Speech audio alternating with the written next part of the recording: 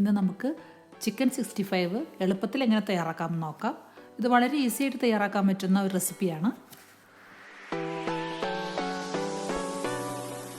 ഞാനിവിടെ അതിനായിട്ട് 200 ഗ്രാം ഇറച്ചിയാണ് എടുത്തിട്ടുള്ളത്. 200 ഗ്രാം ചിക്കൻ ചെറിയ കഷ്ണങ്ങളാക്കി, അധികം എല്ലില്ലാത്ത കഷ്ണങ്ങളാണ് ഞാനിവിടെ എടുത്തിരിക്കുന്നത്.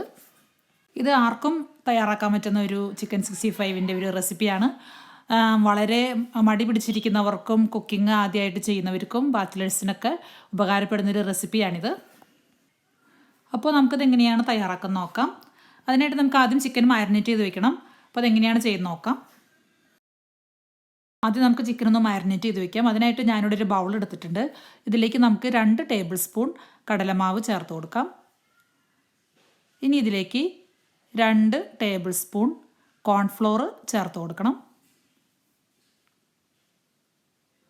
ഇനി ഇതിലേക്ക് 1 ടേബിൾ സ്പൂൺ അരിപ്പൊടി ചേർത്ത് കൊടുക്കാം. ഇനി ഇതിലേക്ക് ഞാനൊരു 4 വെളുത്തുള്ളിയും ഒരു ചെറിയ കഷ്ണം ഇഞ്ചിയും ചതച്ചത് നമുക്ക് ചേർത്ത് കൊടുക്കാം. ഇനി ഇതിലേക്ക് ഞാൻ ചേർക്കുന്നത് 1/2 ടേബിൾ സ്പൂൺ കുരുമുളക് പൊടിയാണ്.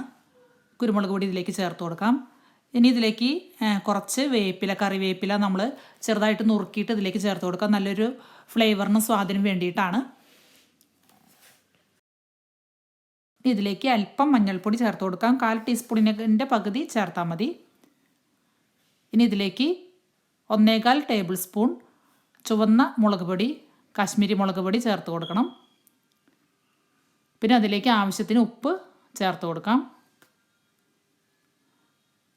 ഇനി ഇതിലേക്ക് അല്പം എണ്ണ, ഞാനിവിടെ വെജിറ്റബിൾ ഓയിലാണ് ഉപയോഗിക്കുന്നത്, അല്പം എണ്ണ ചേർത്ത് മിക്സ് ചെയ്യണം. ഇനി ഇതിലേക്ക് അല്പം നാരങ്ങ നീര് ചേർത്ത് കൊടുക്കാം. ഒരു 1/2 ടേബിൾ സ്പൂൺ നാരങ്ങ നീര് ചേർത്താൽ മതി. 1/2 ടേബിൾ സ്പൂൺ നാരങ്ങ നീര് ചേർത്ത് കൊടുത്തു. ഇനി ഇതെല്ലാം ഒരു സ്പൂൺ വെച്ചിട്ടൊന്ന് മിക്സ് ചെയ്യാം.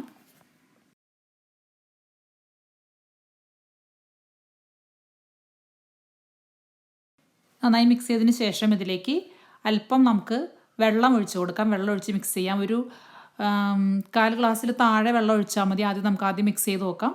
എന്നിട്ട് വെള്ളം ആവശ്യമുണ്ടെങ്കിൽ അല്പം കൂടെ വെള്ളം കൂടി ഇതിലേക്ക് ഒഴിച്ച് കൊടുക്കാം. എന്നിട്ട് ഒന്നുകൂടെ നന്നായിട്ട് മിക്സ് ചെയ്യാം. വെള്ളം കൂടി പോവരുത്. ഒരു ടൈറ്റായിട്ടുള്ളൊരു ബാറ്ററാണ് തയ്യാറാക്കേണ്ടത്. ഇതുപോലെ ഒരു തിക്ക് ബാറ്ററാണ് വേണ്ടത്.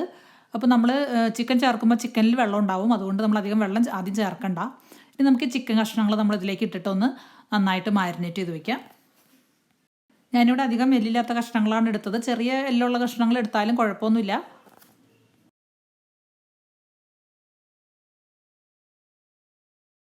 ഇനി നമുക്കൊരു സ്പൂൺ വെച്ചിട്ട് ഇതെല്ലാം നന്നായിട്ടൊന്ന് മിക്സ് ചെയ്ത് യോജിപ്പിക്കാം. ഈ ചിക്കൻ കഷ്ണങ്ങളിൽ ഈ മാവ് ശരിക്ക് പുരണ്ടി നന്നായിട്ട് മാരിനേറ്റ് ചെയ്ത് വെക്കണം. എന്നാൽ മാത്രമേ ഇതിലേക്ക് ഈ കോട്ടിങ് ശരിക്ക് പിടിക്കുകയുള്ളൂ.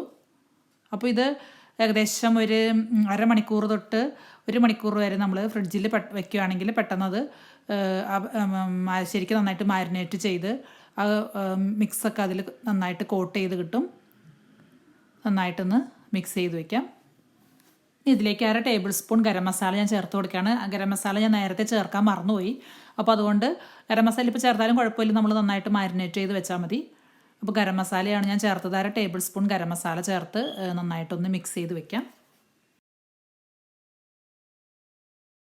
അപ്പോൾ ഞാൻ ചിക്കൻ മാരിനേറ്റ് ചെയ്ത് വെച്ചിട്ടുണ്ട്. ഈ ചിക്കൻ ഫ്രിഡ്ജിലേക്ക് വെക്കുകയാണ്. അത് ഏകദേശം 1 മണിക്കൂറിന് ശേഷം ആണ് ഞാനിത് തയ്യാറാക്കാൻ ഉദ്ദേശിക്കുന്നത്. 1 മണിക്കൂറിന് ശേഷം നമുക്ക് ഈ ചിക്കൻ വറുത്തെടുക്കാം. ഞാനൊരു മണിക്കൂറിന് ശേഷം ചിക്കൻ വറുക്കാനായിട്ട് പുറത്തേക്ക് എടുത്തിട്ടുണ്ട്. ഇനി നമുക്കിത് ഒരു പാൻ അടപ്പത്ത് വെച്ച് നമുക്കിത് വറുത്തെടുക്കാം. ചിക്കനിൽ മസാലയൊക്കെ നന്നായിട്ട് പിടിച്ചിട്ടുണ്ട്. നമുക്കിതിനി വറുത്തെടുക്കാം. നമുക്ക് ഗ്യാസ് ഓൺ ചെയ്ത് പാൻ അടപ്പത്തേക്ക് വയ്ക്കാം. പാൻ ശരിക്കും ചൂടായി കഴിഞ്ഞതിന് ശേഷം നമുക്കിതിലേക്ക് കുറച്ച് എണ്ണ ഒഴിച്ച് കൊടുക്കാം. ഞാനിവിടെ സൺഫ്ലവർ ഓയിലാണ് ഒഴിക്കുന്നത്. ഈ എണ്ണ ശരിക്ക് ചൂടായതിന് ശേഷം മാത്രം നമുക്ക് ചിക്കൻ കഷ്ണങ്ങൾ ഇട്ട് കൊടുക്കാവൂ. ചിക്കൻ കഷ്ണങ്ങൾ അധികം കട്ട പിടിക്കാതെ നമ്മൾ അല്പം സ്പേസ് ഇട്ട് വേണം നമ്മളിത് ഇട്ട് വറുത്തെടുക്കാനായിട്ട്, അല്ലെങ്കിൽ ഇത് ഒട്ടിപ്പിടിക്കും. അപ്പോൾ നമുക്കിത് വറുത്തെടുക്കാം.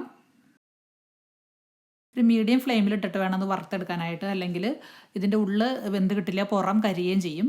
അപ്പോൾ ഇത് ചെറുതായിട്ടൊന്ന് ചുമന്ന് തുടങ്ങി കഴിഞ്ഞപ്പോൾ ഞാനിത് മറിച്ചിട്ട് കൊടുക്കുകയാണ്.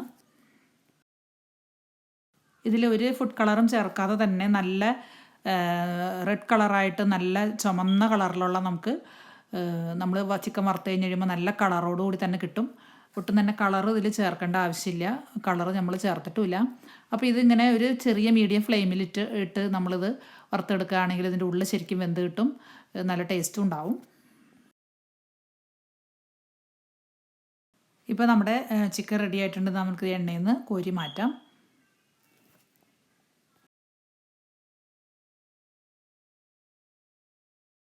നമുക്കൊരു പ്ലേറ്റിൽ ഒരു ടിഷ്യൂ പേപ്പർ വെച്ചിട്ട് നമുക്കതിലേക്ക് എണ്ണ വലിയുന്നതിന് വേണ്ടിയിട്ട് ഇട്ട് കൊടുക്കാം.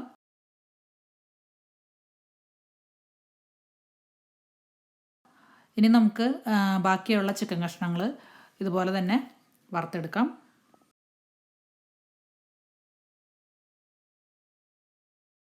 ചിക്കൻ എല്ലാം നന്നായിട്ട് വറുത്തെടുത്തിട്ടുണ്ട്. ഇപ്പോൾ തന്നെ നമുക്ക് കണ്ടാൽ അറിയാം നല്ല റെഡ് കളറായി കഴിഞ്ഞു. ഇപ്പോൾ ഇത് വളരെ എളുപ്പത്തിൽ വളരെ ടേസ്റ്റോടുകൂടി നമുക്ക് പെട്ടെന്ന് തന്നെ തയ്യാറാക്കാൻ പറ്റുന്ന ഒരു ചിക്കൻ 65 ആണ്. നമുക്കിതെല്ലാം ഒരു പാത്രത്തിലേക്ക് മാറ്റാം. അതിനധികം എണ്ണ ആവശ്യമില്ല. നോൺ സ്റ്റിക്ക് പാനിൽ വറുക്കുകയാണെങ്കിൽ അധികം എണ്ണയുടെ ആവശ്യം വരുന്നില്ല. ഞാൻ ഈ പാനിൽ തന്നെ ഒരു ടേബിൾ സ്പൂൺ എണ്ണയും കൂടി ഒഴിച്ചിട്ട് നമുക്കിതിലേക്ക് അല്പം വറ്റൽമുളകും വേപ്പില നമുക്കിതിലേക്ക് വറുത്തിട്ട് ഇത് ഗാർണിഷ് ചെയ്യാം.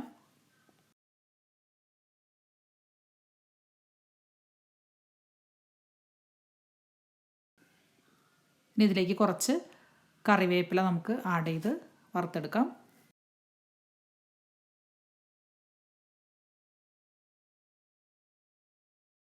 വറുത്തെടുത്ത കറിവേപ്പിലയും വറ്റൽമുളകും നമുക്ക് ചിക്കനിലിട്ട് ഇളക്കി നമുക്കിതൊന്ന് ഗാർണിഷ് ചെയ്തെടുക്കാം. ഇത് വളരെ എളുപ്പത്തിൽ തയ്യാറാക്കാൻ പറ്റുന്ന ഒരു വളരെ ടേസ്റ്റുള്ളൊരു ചിക്കൻ 65 ആണ്. വളരെ ഈസിയാണ് ഇത് ഉണ്ടാക്കാനായിട്ട്, കഴിക്കാൻ നല്ല ടേസ്റ്റുമാണ്.